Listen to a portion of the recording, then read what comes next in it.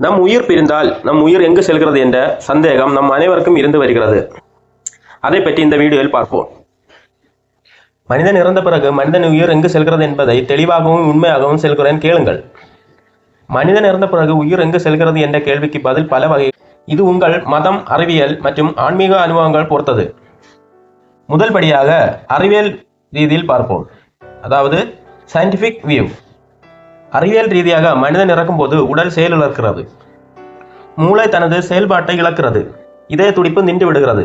இதனால் அறிவியல் உலகில் உயிர் என்பது எங்கும் செல்லாது உடலுடன் சேர்ந்து அழிந்து கொள்கிறது. இதற்கு சிம்பிள் பயாலஜிக்கல் ஃபங்க்ஷன் என அழைக்கப்படுகிறது. அதாவது அறிவியல் ரீதியாக சொல்ல போனால் உயிர் உடலை விட்டு பிரிந்து போகும்போது உடலுடன் சேர்ந்து உயிரும் அழிந்து போகிறது என்பது அறிவியல் கூற்றாகும்.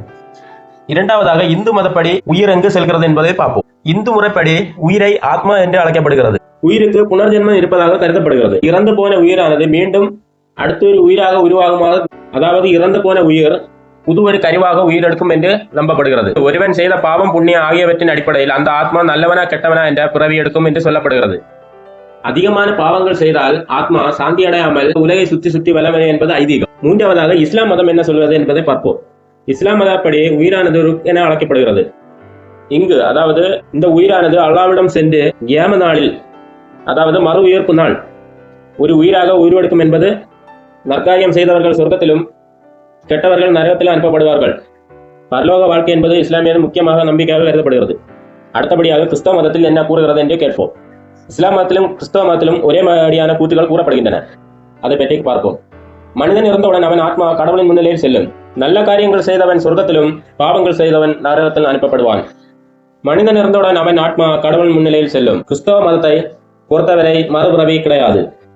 அடுத்தபடியாக பௌத்த மதம். பௌத்த மதம் என்ன சொல்கிறது என்றால் உயிர் என்பது நிரந்தரமானதல்ல, ஆனாலும் சஞ்சாரம் செய்கிறது. பௌத்த மதமும் புனர்ஜென்மத்தை கோட்பாடாக நம்புகிறது. எல்லா விதமான நிலை அடைவதே கடைசி இலக்காக கருதப்படுகிறது. அடுத்தபடியாக ஆன்மீகத்தில் பொதுவான கருத்தை பற்றி பார்ப்போம். ஆன்மீக நம்பிக்கைப்படி உயிர் என்பது ஒரு சுய உணர்வுள்ள சக்தி என்றும் அது ஒன்றிணைவதற்கு பயணிக்கிறது என்றும் நம்புகின்றனர். உயிர் நேரடியாக சக்தியின் பசுமையை இணைகிறது என்பது இயற்கையுடன் இணையும் என்பதை கூறப்படுகிறது. இறுதியாக பார்க்க போனது என்னவென்றால், எனக்கு எந்த மதத்திலும் அறிவியலில் நம்பிக்கை இல்லை. எனக்கு இயற்கையாக உயிர் எங்கு செல்கிறது என்று தெரிய வேண்டும் என்றால், இயற்கை ரீதியாக உண்மை என்னவென்றால் உயிர் என்பது இயற்கையில் ஒரு சக்தி அல்ல, அது ஒரு செயல்பாடு மட்டுமே. மனித உடல் என்பது ஒரு இயந்திரம் போல. நம் மூளை, இதயம், நரம்புகள், சுவாசம், இரத்த ஓட்டம் இவை அனைத்தும் ஒரே நேரத்தில் செயல்படும் போதுதான் நாம் உயிருள்ளவன் என்று கருதப்படும். அடுத்தபடியாக இயற்கையாகவே இறப்பிற்கு பின் என்ன நடக்கிறது என்பதை பார்ப்போம். முதல் படியாக இதய துடிப்பு நிற்கிறது, இரத்த ஓட்டம் நிற்கிறது, மூளை செயலிழக்கும். மூளை செயலிழப்பதால் சிந்தனையும் நினைவாற்றலும் உணர்வுகளும் ஒரே சீராக முடிவடையும். நரம்பியல் தொடர்புகள் நின்றுவிடும். வேதனையும் உடம்பில் எந்த உணர்ச்சியும் இருக்காது. உடல் மெதுவாக அழிகிறது. உயிர் என்ற செயல்பாடு ஒரு நிலையாக ஆரம்பித்த இடத்திற்கே திரும்பி, அதாவது உயிரும் உடம்பும் மண்ணோடு மண்ணாக சேர்ந்து முடிவடைகிறது வாழ்க்கை. இயற்கை ரீதியாக பார்க்க வேண்டுமென்றால் உயிர் என்பது ஒரு ஆவியும் அல்ல, பறக்கும் சக்தியும் அல்ல.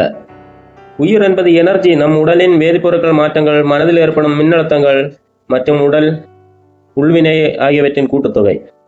அதாவது இறப்போடு உயிரும் முடிந்து விடுகிறது. சுருக்கமாக சொல்ல வேண்டுமென்றால் உயிர் என்பது தனி இடத்திற்கு செல்லும் விஷயம் அல்ல, அது உடல் இயங்கும் செயல்பாடுகளை பெயர்.